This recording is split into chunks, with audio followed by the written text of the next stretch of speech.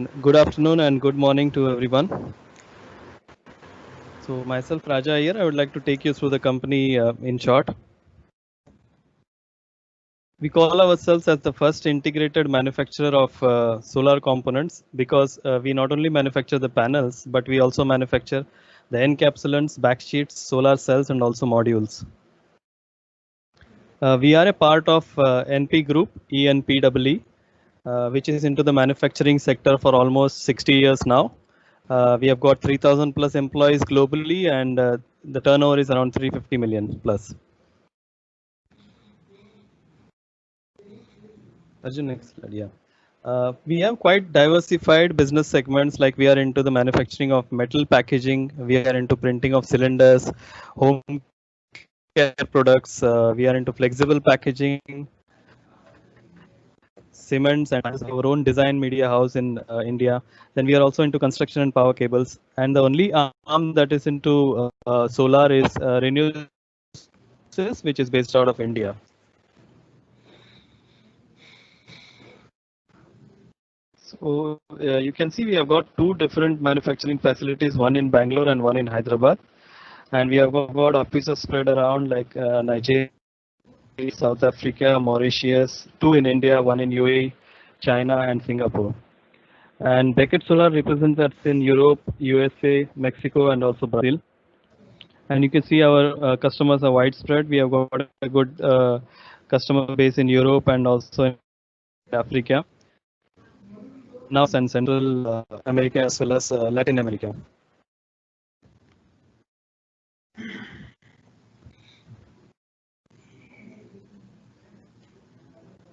Since, as I told you, we had a very good base in the polymers, since we were into flexible packaging for the past 25, 28 years. So we had a good expertise in polymers, and encapsulants and backsheets is more of a polymer technology. So that's how we thought we will venture into solar by initiating encapsulant manufacturing in 2011. So we put the first line of EVA with 600 megawatts, and we started off the dispatches in 2012. In 2013, we established first 1.2 gigawatt capacity of backsheets, and we started our offer with our exports in 2014. In 2015, we took over a company by the name of Solar Semiconductors, which was manufacturing OEM modules for SunPower USA. When we took over this company, the capacity was 80 megawatts for modules and 30 megawatts for cells. And in the last 4-5 years, we have taken it up to 750 megawatts for modules and around 130 megawatts for cells. And in future, we are planning some more expansion. In fact, in this year, we were planning to cross 1 gigawatt plus, but because of COVID, we had to defer our plans. But definitely by next year, we should be 1 gigawatt plus.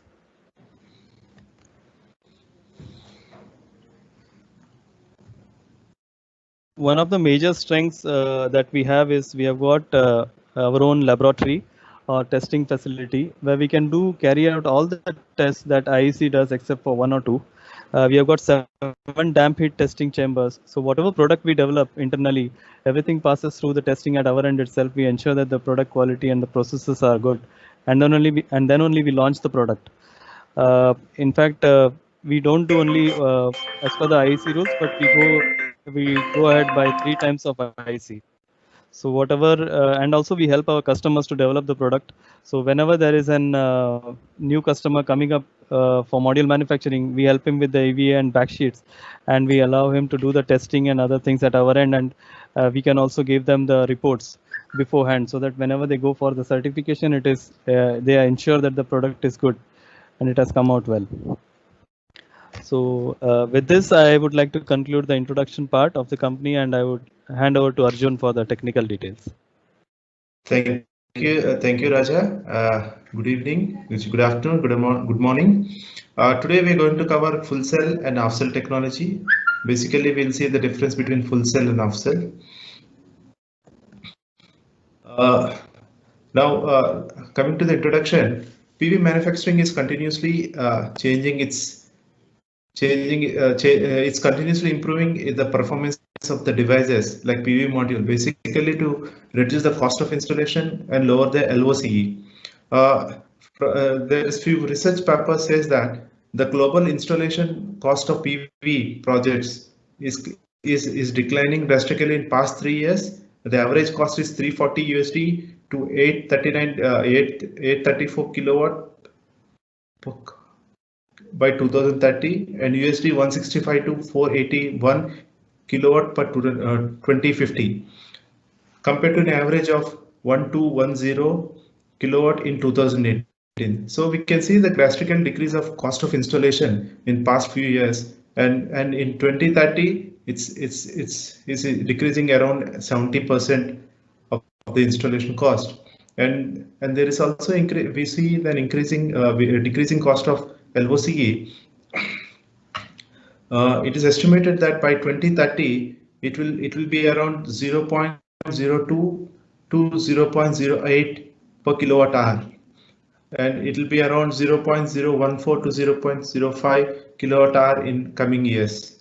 So all this reduction in installation cost is nothing but the is going up only because of increasing in module. What is coming to the global trend of installation cost? Global installation cost has reduced from 4621 USD to 1210 USD from 2010 to 2018, a decrease of 74% in the span of 8 years. In Europe, the installation costs are in the range of 1000 USD per kilowatt peak in 2018. Europe has seen a decline in installation price around 72% on an average. Global trend of LCOE, we see an LCOE dropped by 77%, and is comparable of it is in comparable to LOCE of fossil fuels. Benefits from basically the cost of LOCE is coming down because of three main reasons. Benefits from competitive procurement, bankability of solar projects has increased, lower cost of financing. These are the main three areas where the LOCE is coming down year by year. And this is one side of the story. The other side of the story is, yes, at the same time the cell technology is also is rapidly changing. With changing in cell technology, the efficiency of the cells are increasing. Thereby the module efficiency is increasing. When we say the module efficiency is increasing, it's nothing but with a given area we are able to produce more energy in the given area. Basically the market is now it is dominated by PUC technology, and we expected that it will reach its maximum efficiency in a couple of years. Right now, PUC efficiency is rated at 22.2%. We expect that it will go for 22.5 or 22.6. There, the PUC technology will there'll be no further scope for increasing in efficiency. After the PUC technology, it may be HJT, heterojunction cells. Even these cells are even older than PUC technology, but it's not quite popular in the industry. Only few companies were promoting this HJT. And after PUC technology, we estimate the TOPCon will lead the race. And with the TOPCon, we expect that it will be around 24.6% efficiency. And the mainstream cells will be PUC, and it will go to TOPCon in coming years. From the cells, it will also go for the module. The industry is taking the advantage of increasing of cell efficiency, thereby increasing the module efficiency. Module efficiency basically is increased what we call as CTM loss, cell to module losses. The one way of increasing the module efficiency or module power is to reduce CTM loss. When we reduce CTM loss, the module efficiency and power will increase. That can be achieved by reducing the resistive losses in the module, or increasing the reliability of the module by using many techniques are available these days. With that, like one of the technology is like half cut cell technology, and the technology is shifting from west to east. That is a major change what we noticed in and module makers are working on 7 advanced module concepts. First, multi-bus bar, glass-to-glass modules, bifacial, off-cut cells, shingles, large wafer formats, paving or tiling technology. In these 7 advanced technologies, today we are talking about half-cut cell module manufacturing process and the advantage of half cell module compared to full cell module, and what are the challenges with half-cut cell module. There is no clear winner in this technology. We cannot say this this among the 7 technology, which technology will lead the future, but as of now, half-cut technology is gaining some market share. Full cell and half cell design. Why really half-cut technology is required? Why? See, when we use the same efficiency of cell for half-cut and full cell module, we can get with the half-cut cell module, we can get around an average of 7 watt peak more compared to full cell. That is the advantage what the manufacturer gets as well as the end EPC players gets. So within the same area, we get more 7 watt more power. How this it is possible is a simple Ohm's law or the power loss. Power loss is nothing but current square into resistance. That is I square R losses. That means when we reduce current, the overall resistance and the current will come down. So the CTM loss will come down. That is basic idea here.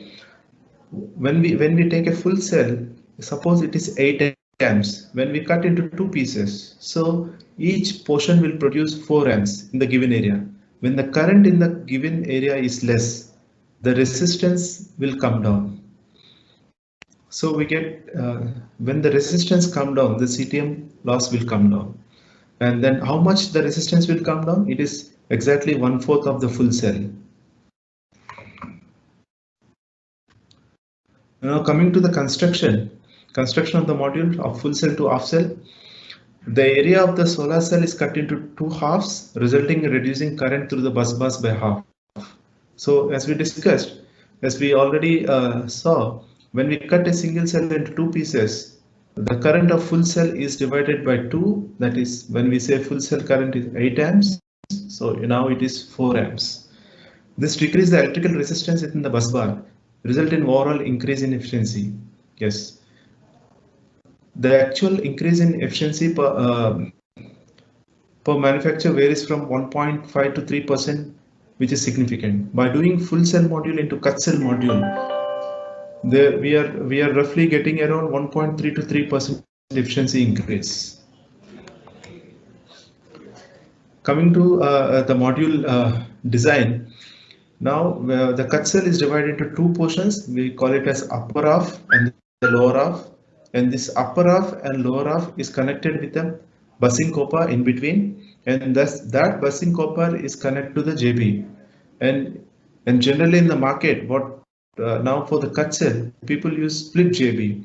The other advantage we get with split JB, the heat dissipation will be more in split JB compared to 1 JB with 3 diodes.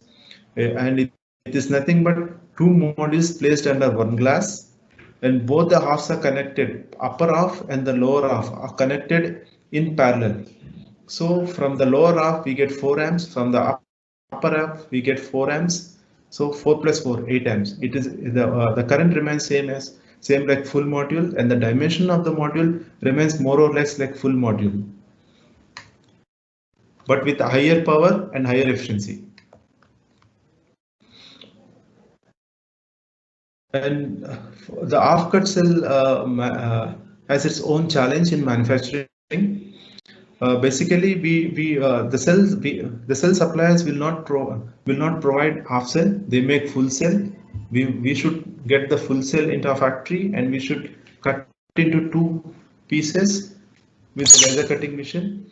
When we're doing this process, that there are chances that the cell may have micro cracks, or it's a mechanical stress applied on the cell to break into 2 pieces. And from quality point of view, there may be other potential disadvantages when it comes to half-cut cell. Solder connection joints are more than full cell module. It is like almost double the full cell module. Why? Because here the bussing copper we have extreme both ends, that is top and the bottom and in center. Whereas in full cell module, we have busing joints only at the top and the bottom. So the connections are here exactly double, and while cutting solar cell into pieces, it may have some inherent defects which we can't see with our naked eye, but still there is some micro cracks which may happen during this process. And of course, the bad contacts can and the cell inherent defects can be detected. We can detect during manufacturing. And in Renesas, we qualify each operator before doing the busing operation. And once the busing operator is qualified, we'll allow them to do busing activities. At the same time, the busing operator is qualified for once in every 3 months to check whether the performance of that operator remains consistent or not. And at the same time, for every shift, we check the soldering temperature readings, and we calibrate the mission if there is any drift in the temperature settings. Additional steps are involved in this manufacturing. We have in our Renesas, we have like PEL, post-EL. We check for EL cracks before lamination, after lamination. So we will take care of these 2 points in the manufacturing process.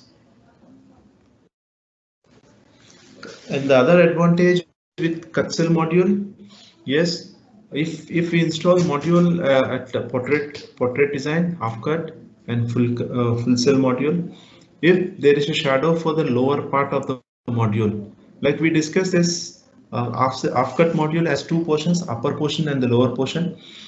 For upper half or lower half, if there is shadow on the lower half, the upper half will still produce energy.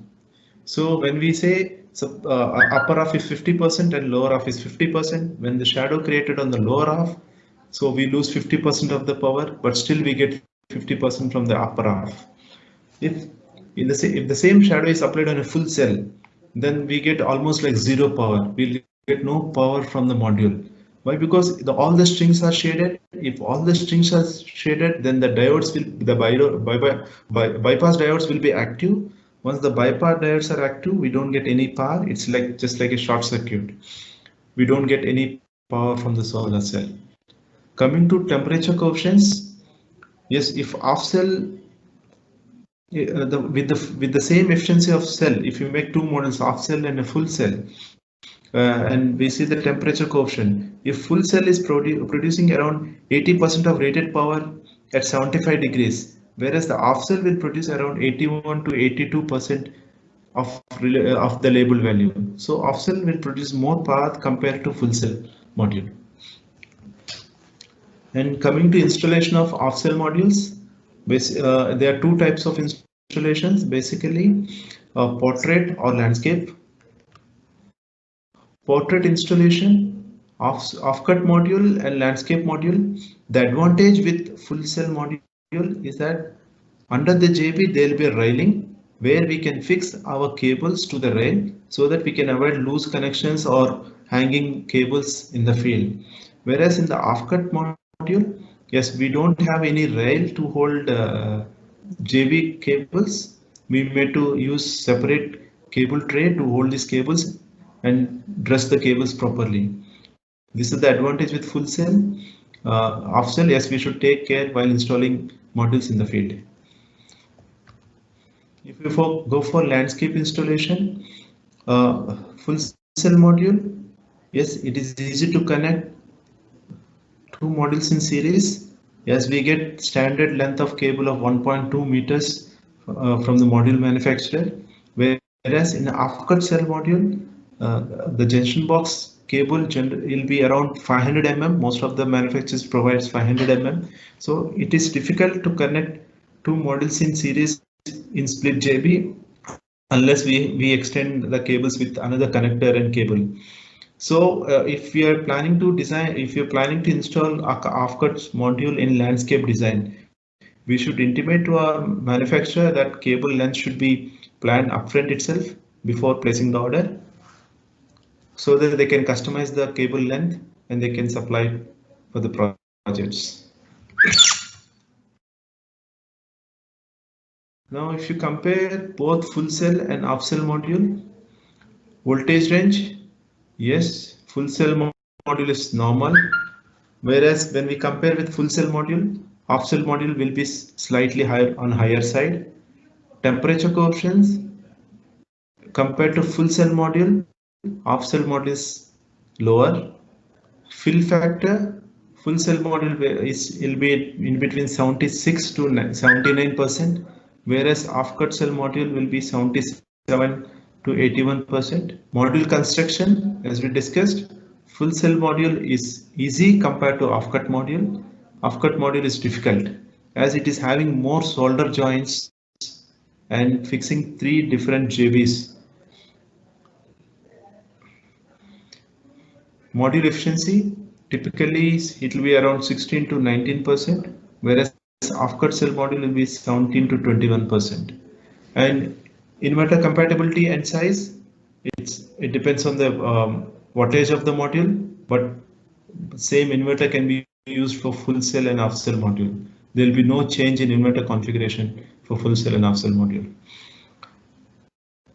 Mounting system, yes, industry standard. We can use either portrait or landscape. Both the orientations, the cable size can meet the stringing. But whereas half-cut cell modules, prior planning is required, whether we're installing the half-cut cell module in portrait or landscape.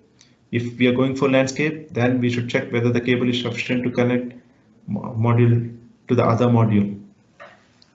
Application type, yes, full cell module is residential and commercial and utilities. But whereas half-cut cell module, now it's only commercial and residential. Utility projects, yes, half-cut cell modules are not much considered these days. It's not that much today these days, but slowly it will take its market share in coming years. Cost, yes, full cell module low, half cell module high. You know, the additional process in manufacturing, like cutting the cell into 2 pieces and more solder joints. Technology, full cell module it's more than 25 years in the field, and we know the performance from full cell module. But whereas half-cut cell module is just 10 years old, and now in last 4-5 years we see a increase in market share of half-cell module, but it is not proved for 25 years on the field. Availability, it's widely available. Half-cut cell module is available now. It's increasing its market share. Other technology, as full cell module is oldest technology and proven in the field, whereas half-cut cell module is new technology. Warranty remains same for both the technologies. With this, we completed the broad introduction on cut cell and versus full cell module design, construction difficulties, and we saw the comparison of voltage, currents, fill factors, efficiency. Now we'll see the reliability of the module. We picked up this chart from NREL. Basically, we see that the initial power drop from module reliability is from LID, nothing but light induced degradation. And as per NREL studies, the light induced degradation will be at 0.5 to 5%. And they saw connection failures, JV failures, string interconnecting failures, glass broken, loose frame. These are the failures they saw. Infant failures, whereas at the midlife failures is ARC glass AR coating degradation, PID failures, diode failures, cell interconnecting breakage. Whereas they saw the end of the warranty, slowly the EVA discolorization will start, delamination, cracking, cell isolation will start, and corrosion and cell interconnection for a period of time. Broadly, these are the major defects what NREL studied in their reliability studies. We'll see how Renesas is taking care of all these defects, how it is mitigating all this risk while manufacturing the modules. In another study, this is from field data in India, degradation pattern in 500 megawatt plant for a period of 1 year. This study is basically conducted on 500 megawatt plants at different locations for a period of 1 year. In that, they noticed almost all the sites are having cracks. When we say cracks, these are EL cracks, and diode failures, PID affected modules, solder connect failed. That is nothing but a solder joint failed. This is the broad study, and most of the sites saw that cracks are more, and these sites were commissioned in 2014, 13, 17, and they saw an average degradation of close to 15% on an average.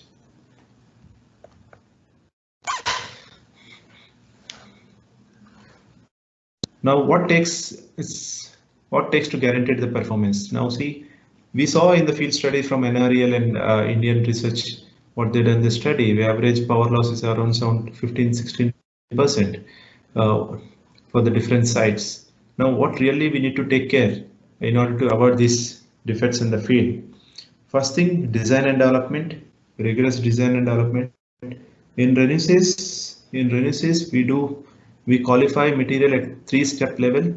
The first level, we qualify materials by doing our internal chamber test at normal IEC. Then we extend to 3 times the IEC. Once this 2 qualifies, then we will certify that material for the BOM, and we'll get it tested by third-party lab. Once this material pass the 3 tests, then we will adopt that material or that component in our BOM. That we follow in 3 steps methodology in Renesas for selecting any component in the module. That's the component selection and control manufacturing. Our lines are fully automated, and its environment process training, and we do accelerated enrollment test to stimulate the 25 years in a lesser duration. We cannot keep our module for 25 years outside and see whether it is degrading or not.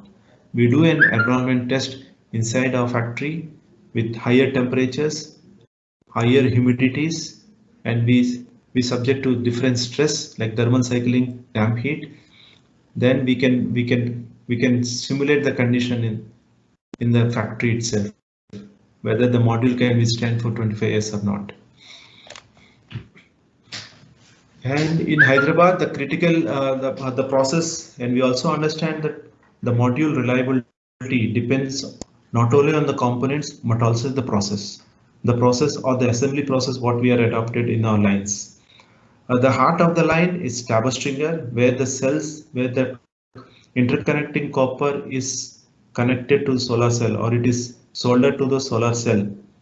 That we call it as taper stringer, and we got the taper stringer from German Team Technique.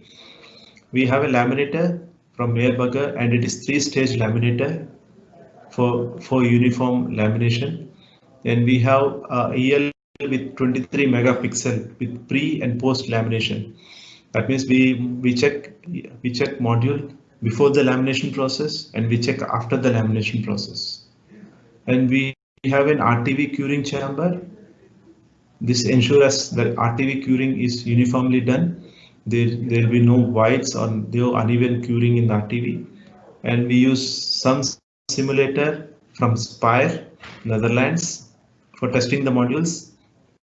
And Spire is well known in the industry. It's one of the biggest company for flashers in the solar modules. And automated lines, we don't handle our modules manually. It's completely automated. Basically, here we are eliminating the risk caused by manual handling. And again, to recap, to achieve 25 years performance or 25 years warranty of the product, basically the raw material selection is very important, and we adopt in Renesas 3-step methodology. First, we qualify material by doing IEC test inside the chambers in the factory. Once it qualifies that, then we extend that test for 3 times the IEC. Once it is qualified, then we send it for third-party testing. Again, once it is qualified there, then we will add that BOM material in our module. And yes, to do this, we have a product excellence center where we do all these R&D activities, when we do outdoor exposure test as well inside the factory. And certification extended reliability program, that's what we call it as 3 times IAC, and state of art of manufacturing equipments. And our major equipments are sourced from European countries. With this, we saw the reliability, and now we will see the quality assurance supported by technology excellence. This is nothing but based on field studies by NRL and Indian field studies. What are the major defects what we are seeing in the field? Now, what is the mitigation we are having or to eliminate these defects in the product? The first, discolorization or delamination of EVA. This will happen because of poor encapsulant quality used in the module or the poor lamination process. In Renesys, as you know, we manufacture EVA, so the total quality of EVA is in our hand. So we control total quality, and we manufacture module as well. We manufacture solar cells, and we manufacture backsheet. So all the critical components which are there in the module are manufactured by Renesys. So we have a total quality control on the complete process. With this, and EVA is manufactured in European technology machineries, which is in-house. And for EVA as well, we adopt the three steps methodology, and we source material for EVA, that is encapsulant, from top class suppliers. And we have quality checks at each and every step. I would like to add one more point here. Our plant in Bangalore has a lab which is enably accredited, and the Hyderabad plant where we manufacture modules is having a reliability lab, and it is one of the satellite lab for Intertek India. So both the labs are certified by third-party agencies. And other proactive measures, yes, we have a reliability monitoring program in-house. Periodically we check and test and ensure the quality control. This reliability monitoring program, once in every 60 days, we take random samples from production floor, and we do test as per IEC 61215, 61730, and ensure that the power loss should not be greater than 5% of the rated value.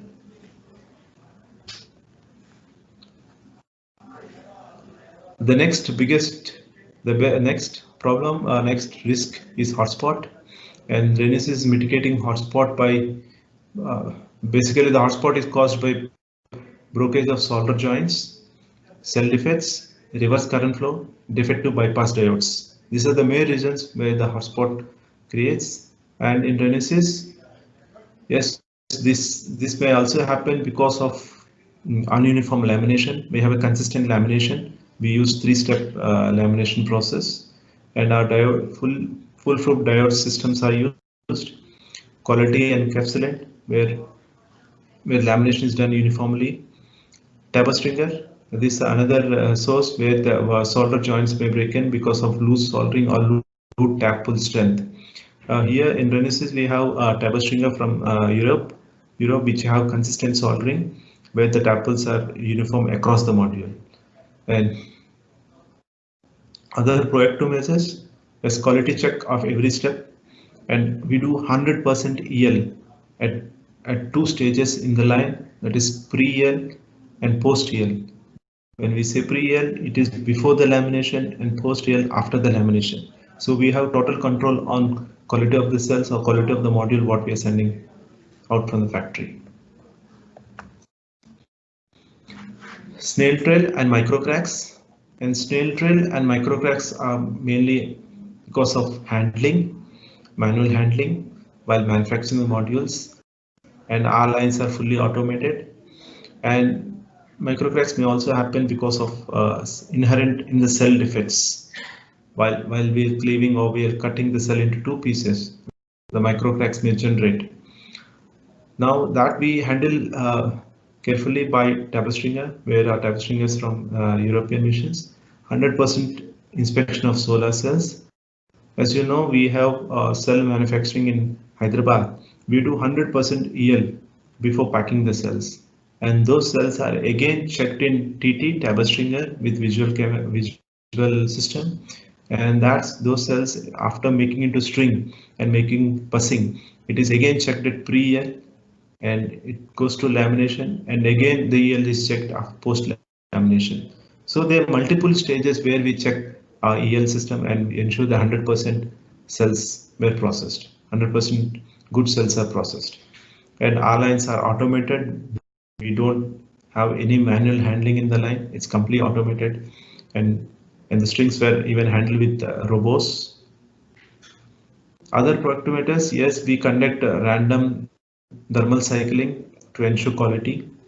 Whereas thermal cycling is like the temperature changes from -45 degrees to +85 degrees in a span of 5 hours. So it will the different components in the model will have different temperature coefficients. We simulate that in our chambers. It's nothing but day and night. In the morning, we have less temperatures. During the day, temperatures goes high. During the night, it comes down. The same thing we stimulate in our chambers to see the effect on the module. And we do EL imaging again. Interconnecting breakage failures, as this is one of the major failure as per NREL data. The interconnecting failure basically happens because of the copper what we use in the module, inconsistent soldering thickness, and misaligned soldering along the bus bar. That is, we call it in industry terminology, they call it as tab lead cross or tab lead misposition. The Renesas assure all the cells were soldered with Tabor stringers, which is fully automated, and those machines are from Europe. Stringent quality control for measuring the coating thickness of solder wire. Yes, we do a solder wire coating thickness at the incoming stage, that we call it as IQC, incoming quality control, and randomly we will select the samples and send it for third-party testing outside the factory to see whether the coating, is there any variation in the coating of the solder wire, to ensure that the material quality is maintained consistently. Tabor stringer is fully automated equipment, and that do join cells. Other pre-attachment, tap will be done at the start of every shift for ensure consistency. Before starting the shift, the first cell is processed in the Tabor stringer will go for tap pull test. This tap pull test is nothing but checking the joint strength between interconnecting copper and the solar cell. Once the machine is qualified, then only the machine will be released for regular production. Till that, the machine will, if it doesn't pass, the machine will go for maintenance. In the same way, we also do a continuous random sampling test to ensure quality. We take some cells from the Tabor stringer and we do tap pull, because we know the tap pull is one of the critical parameter in order to ensure that there should not be any field failures. Backsheet cracking or discolorization. Backsheet basically is made of 3 layers. And we saw from the field studies, the PET layer, that is intermediate layer in the backsheet, get cracks for a period of time if you use low quality PET sheet in the backsheet. If it breaks, then the power will lose power from the module, and we can with the hand we can feel some powder substance coming out from the backsheet. And you know that we also manufacture backsheet manufactured in-house in our Bangalore factory in India, and these machineries are from European technology, and we make 3-layer backsheet, and all the raw materials of the backsheet we also go for 3-step methodology where we qualify internally, extend reliability, and third party testing. And our backsheet is having high interlayer addition, that is greater than 5 Newton per centimeter, and high moisture barrier, less than 1.6 gram per square meter per day. And we also do a pressure cooker test for raw metals. We also do a reliability monitoring for PV modules randomly and test ensure quality. Basically, the last potential induced degradation in industry, it is called as PID. The reasons, it can be because of voltage, heat, or humidity. When the system voltage is going higher and higher, the risk for PID is more. The main reasons for PID is cells are not PID resistant. EVA grade is not PID resistant. These are the two major reasons why the module will see PID. Now you know that we manufacture our cells in-house and we use PID resistant cells to manufacture modules, and we have in-house German cell manufacturing line and with an inline PID tester. So all the cells which we manufacture inside the factory will go for online PID tester to ensure that the cells are PID resistant. And all these PID resistant cells are manufactured in-house using German technology. And we also have inside 100% EL imaging to ensure that there will be no micro cracks or there will be no cracks or no defects. We also do a reliability monitoring program for PV modules randomly at sampling basis to ensure that there will be no failure in the field. What we discussed that we do extended reliability. Basically, the orange, which are highlighted in orange, are indented as per IEC or UL. That is IEC 61215, IEC 61730. But we do beyond IEC. That's basically 3 times of IEC. That indicates in purple color here, extended IEC test. Before doing this extent, that the same way we follow for our reliability monitoring program. Once in every 60 days, we take random samples and do all these tests as per IEC, and we'll extend the test for 3 times. Basically, we do visual inspection. After it is followed by EL imaging, wet leakage, flash test, and dry insulation test.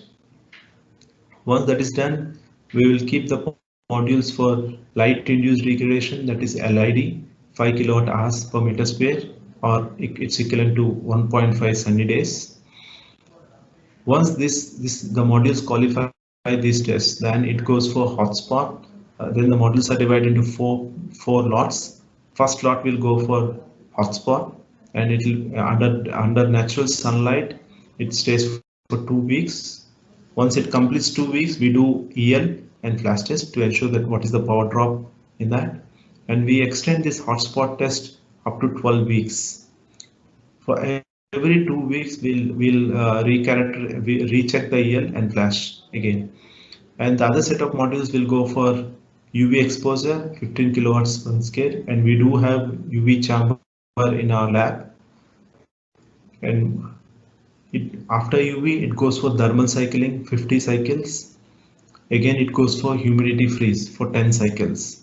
Here we extend the humidity freeze cycles up to 50. And after every 10 cycles, we will check the power loss or the degradation happened to the module.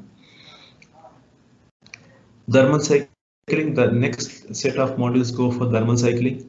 That's 100 cycles. As per IEC, it is 200 cycles, but we do at 600 cycles. If after every 200 cycles, it goes for flash test EL to ensure that what is the power drop at different testing conditions. And damp heat as per IEC, it should be 1000 hours. We do 3000 hours. It's basically 3 times the IEC. And PID, potential induced degradation, as per IEC, it is 96 hours. We do for 288 hours to ensure that our modules are PID free. And all these tests are done to ensure that our modules will perform in the field 25 years plus. That is the whole motto of doing all these tests in the lab. And we do this test once in every 60 days. I think I covered everything. Thanks, thanks, Raja. Raja, we are open for question and answers.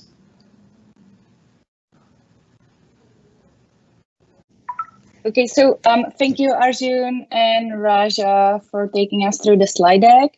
So may you have any question, please write it in the sidebar. You will click on the chat part, and then you can type in your question, and then Raja and Arjun will attempt to answer them all. So please go on and ask anything.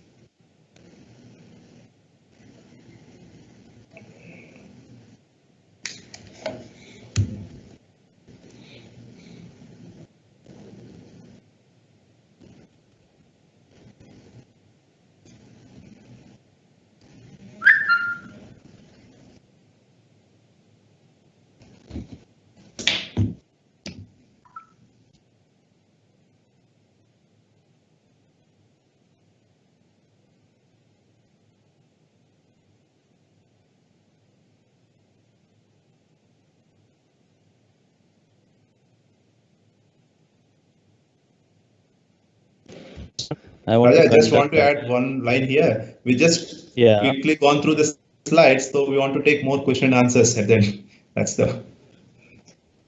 Yeah. Yes. So, okay, I can see a question from Mr. Krishkant Srivatsava. You have organized a lot of seminars in schools and other. Yeah, we can talk about it. It's not a problem. I think we can help you out. It's not a big issue. We'll do that. Oh, I can see another question. I think Arjun, you can take this. Could you talk about advantages of bigger cells? Is there any advantage of going with bigger cells? Yes. Yes. The advantage of using bigger cells.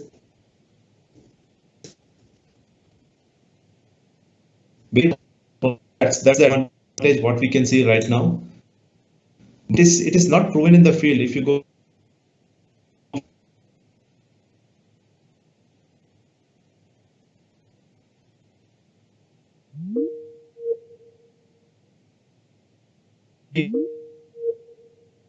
a bit difficult, the uniformity of lamination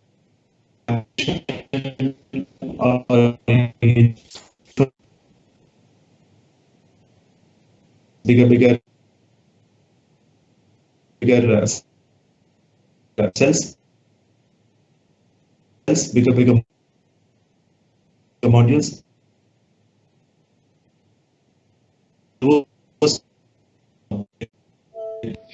What do you call it? Bend on the module since the frame size or the size of the modules get bigger. You see, a few companies already released few modules with bigger cell size.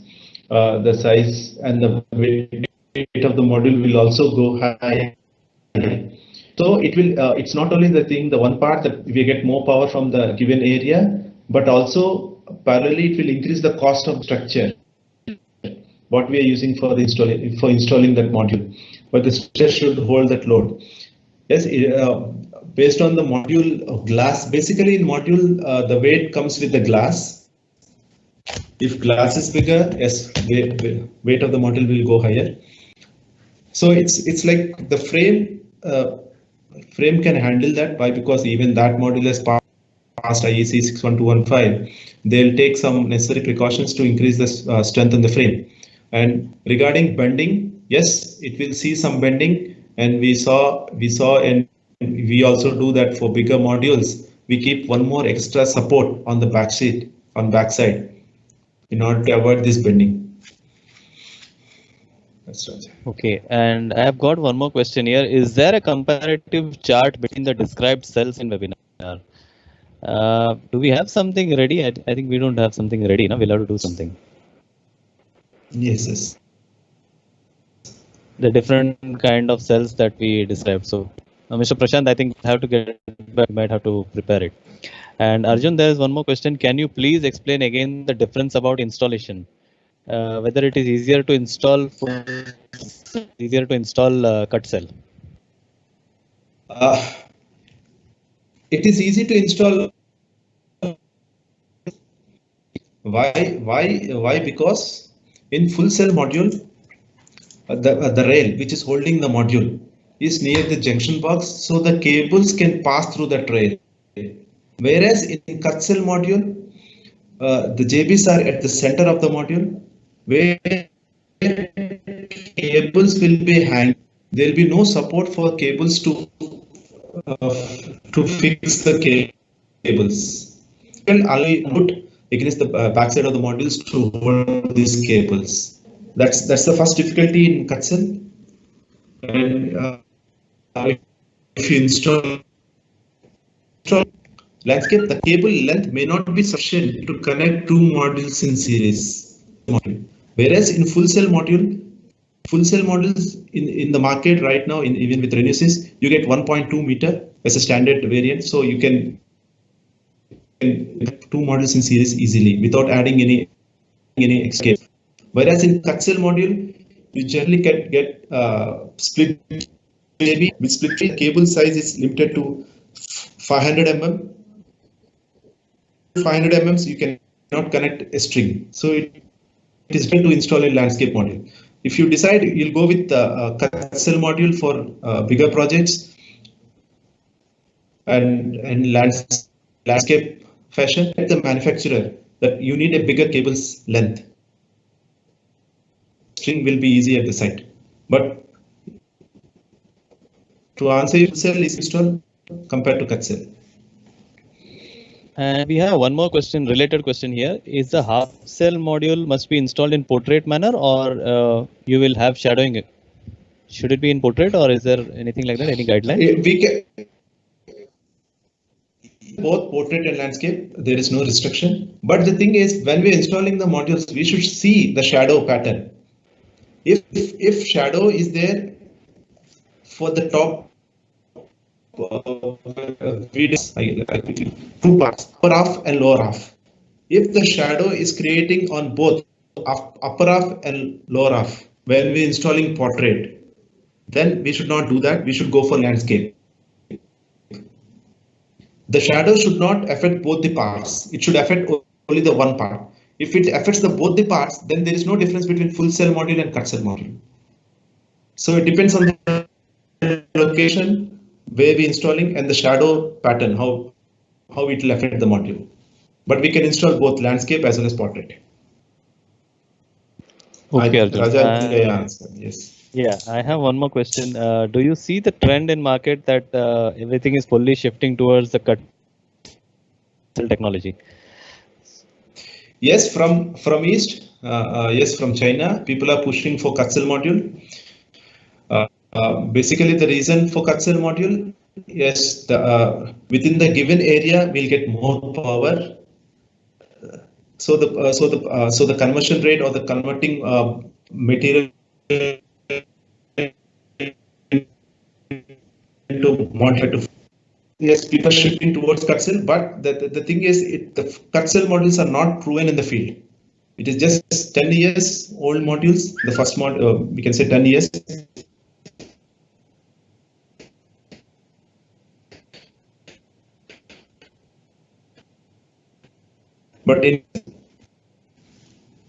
But people are looking for cut cell. Why people are looking for cut cell? In order to handle the bigger cell size. And when we go for bigger cell, the currents will increase. When the current increases, I square R losses increases. So in order to mitigate that or balance that, people are cutting cell into two pieces. So the current, they're bringing current down. When they bring current down, the copper and CTM loss, cell to module losses will come down. That is the whole idea of cut cell. Got it, Arjun. And I have one more question. Can you throw some light on the bifacial full cells versus half cut cells? Is there any preference or the generation or There are very few studies on this. Yes, people say a bifacial with cut cell will produce more power than bifacial in full cell module. But the challenge here is like full cell or cut cell. Cut cell is more proven to field failures because it is having more manual intervention compared to full cell modules. But because the technology right now which is available is all the machineries or all the tools it's available for manufacturing is configured for full cell modules.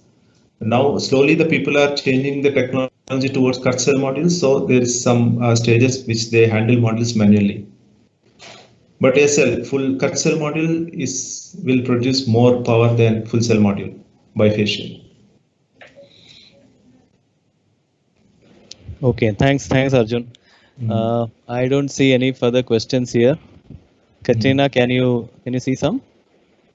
I believe there are no further questions. So if you don't have any questions for now, well, thank you again for joining us today. It was great having you. Thank you, Arjun and Raja, for this knowledgeable webinar. And please do not hesitate to contact us anytime with any questions you may have after the webinar. We will send all the participants the presentation. And then on behalf of Renewsys and Beckett Solar, we wish you a great rest of the day. And thank you all.